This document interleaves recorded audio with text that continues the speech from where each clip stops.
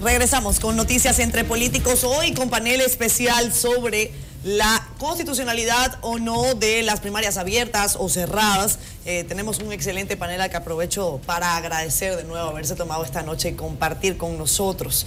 Primarias abiertas o cerradas, era la pregunta que dejábamos. ¿Cuál es su percepción personal? Entendiendo que, bueno, todos somos... Ahora no te escuché, Albanel, y me están haciendo una consulta desde la producción.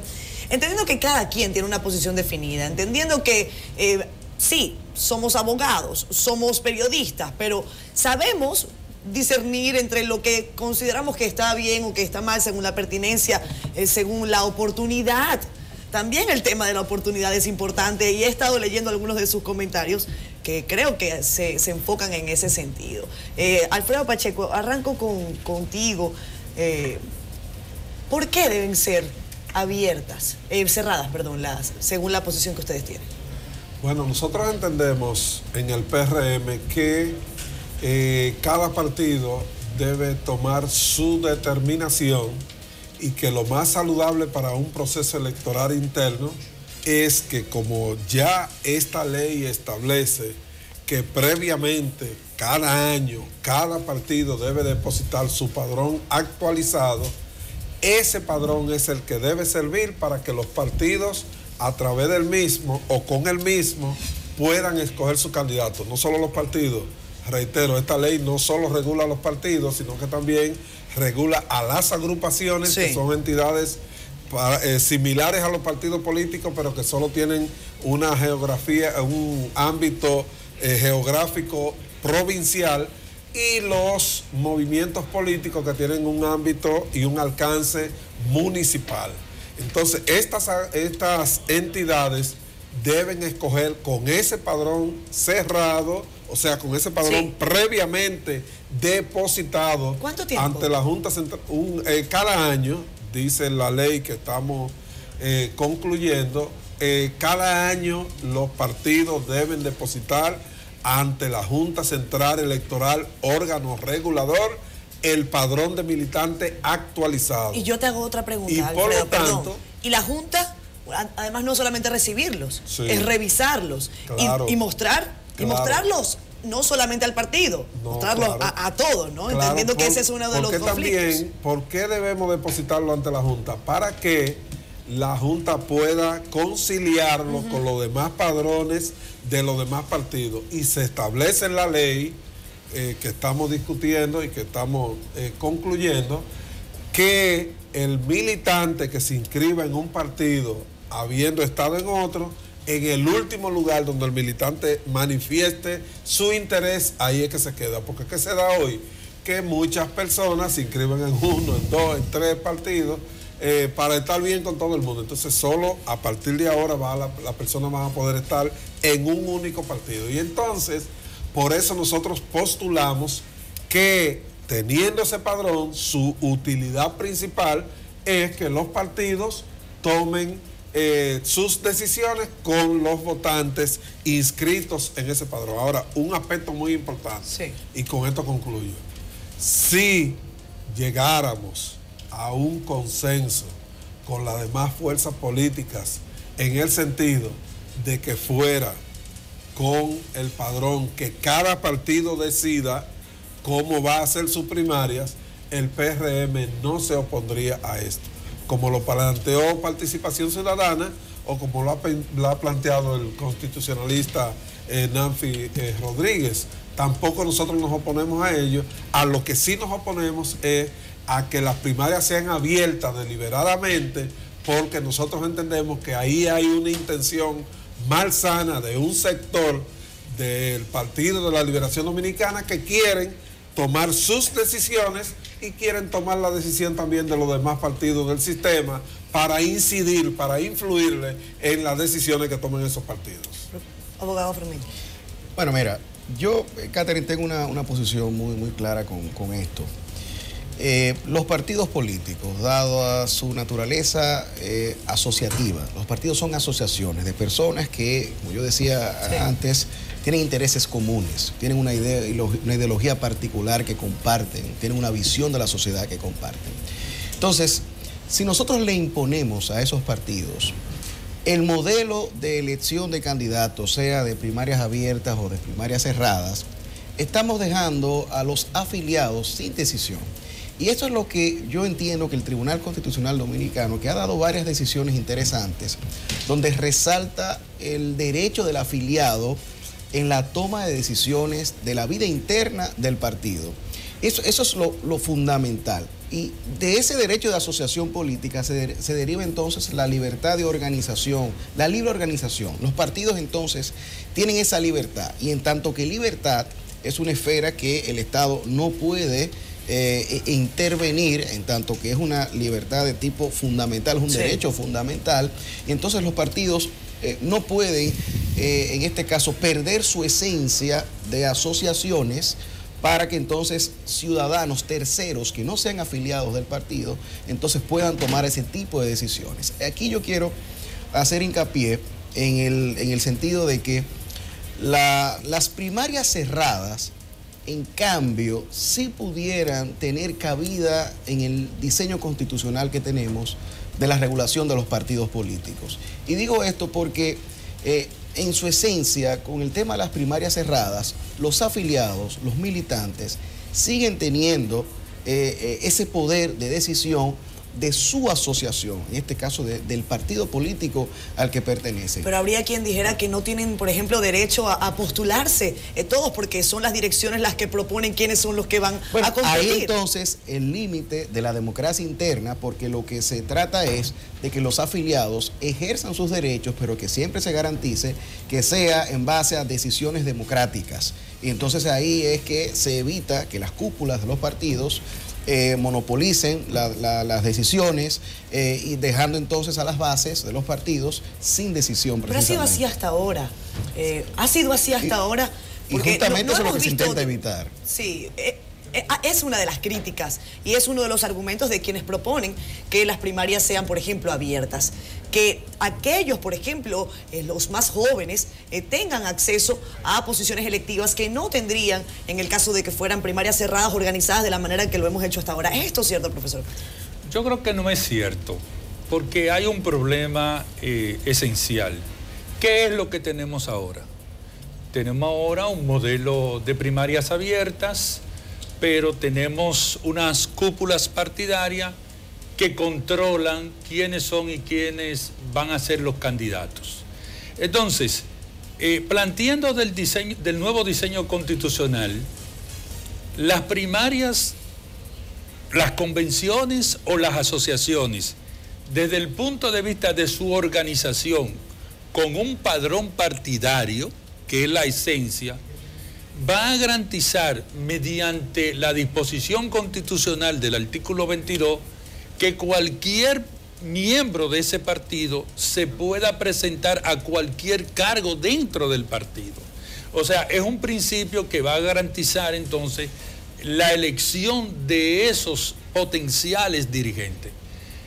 El problema de la juventud en los partidos políticos, que es un argumento bastante fuerte, se expresa en que esos jóvenes de alguna manera tendrán que darle un espacio en relación a lo que puede ser la cuota partidaria. Eso puede contemplarse, porque no es verdad que un joven político, un muchacho de 20 o 25 años, tiene la capacidad, el expertise, la experiencia para enfrentarse a grandes zorros de la política con un buen posicionamiento a nivel nacional y de tradición histórica.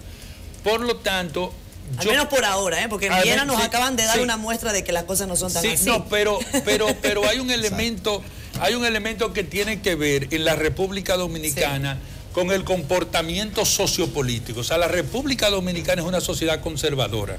Eso es una constante en el análisis político en la República Dominicana. Por lo tanto, yo creo, y aquí quiero superar un poco ese debate, yo creo que de lo que se trata es de salvar el sistema de partido político.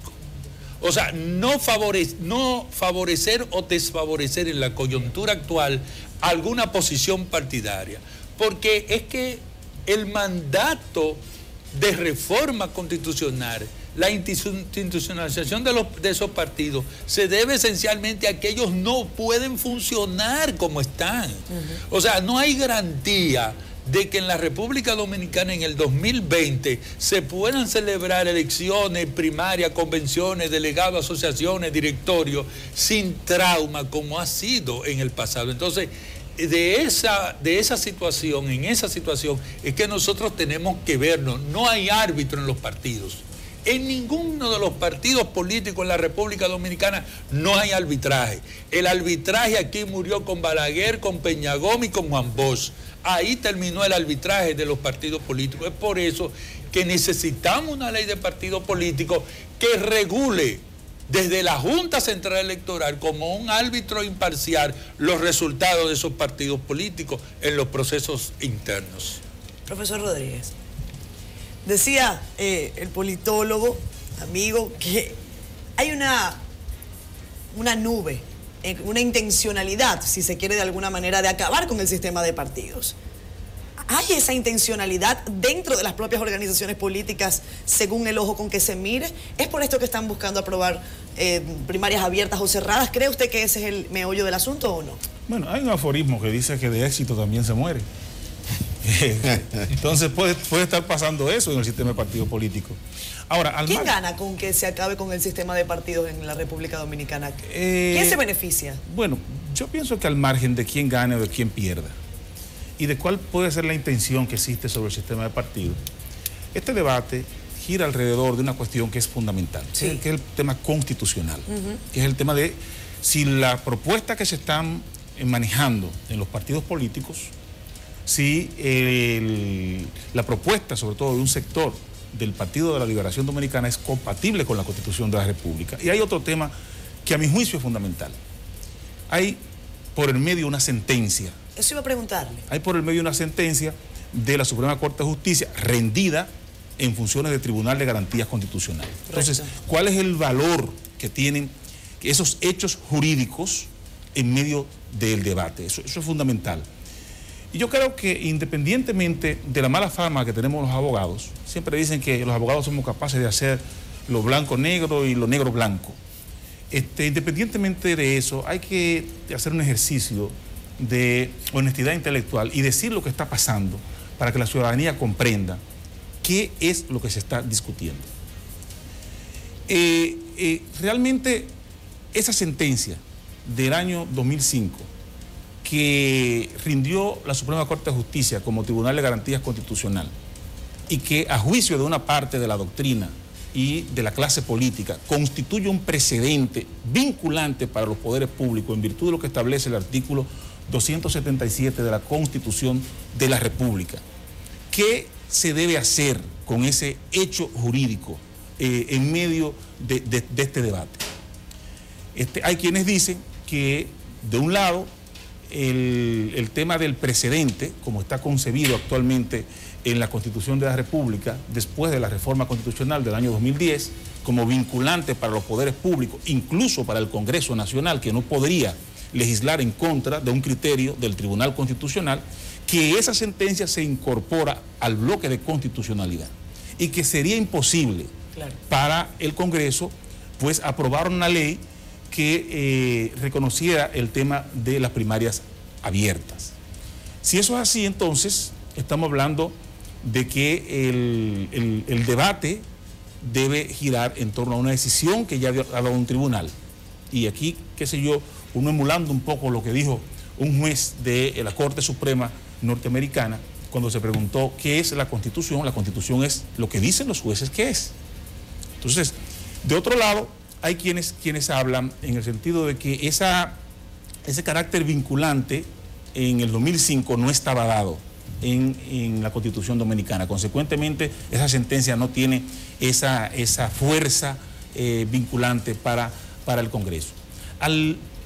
En ambas posiciones hay que converger en que de lo que estamos hablando es de hacer un test de constitucionalidad, de que una ley de partidos políticos está llamada a hacerse compatible con los principios de la Constitución de la República. Porque Freddy Ángel Castro decía ahorita que lo otro sería elusión. Y Manuel Fermín, que es además administrativista, sabe que el tema de la elusión es una práctica que hemos visto en otros países, en países que se dio como Colombia, que se dio en el 91 una constitución y una corte constitucional que hoy es paradigmática en América Latina, y que en los primeros momentos de esa corte, la clase política empezó a simular una serie de legislaciones que parecían compatibles con la Constitución, pero que en el fondo no lo eran, estaban eludiendo los mandatos de la Corte. Uno no quisiera pensar, Catherine, que la sociedad dominicana se encauce por esos rumbos, porque estamos hablando entonces de un tema que se refiere a la seguridad jurídica. Y la seguridad jurídica afecta todo, afecta el clima de inversiones, afecta la estabilidad política, afecta la opinión pública, afecta el clima de reformas. Si lo deseable es que la discusión sobre la ley de partidos políticos se racionalice en el contexto de lo que manda la Constitución. Más adelante voy a conversar con ustedes sobre este tipo de situaciones que ustedes comentan.